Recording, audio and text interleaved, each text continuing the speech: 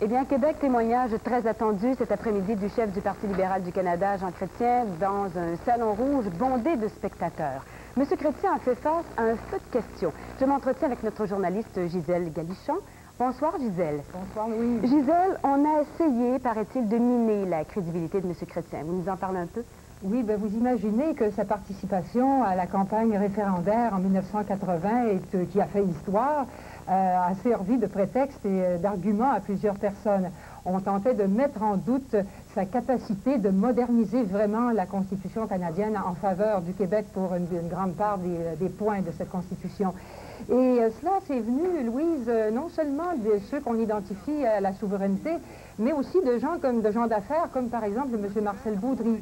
C'est également venu du ministre Gilles Rémillard qui a tenu à prendre ses distances avec le Parti libéral du Canada.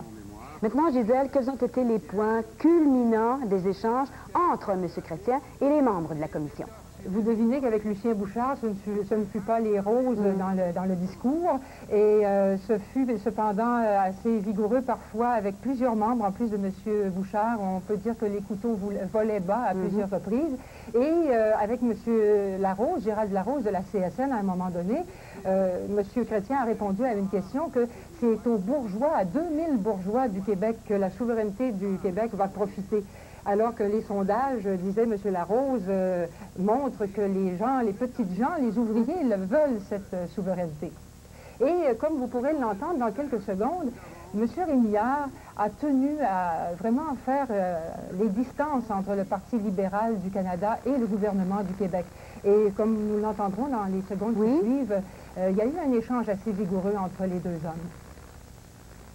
Vous dire que c'est dans la Constitution de 82 que vous avez inscrit dans la formule d'amendement qu'il faut l'unanimité pour changer la formule d'amendement. D'accord. Donc, par conséquent, vous avez mis la clé dans la porte.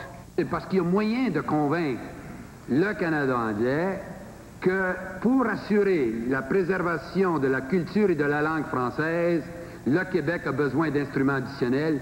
Je crois qu'on pourrait y parvenir. Gisèle, merci beaucoup.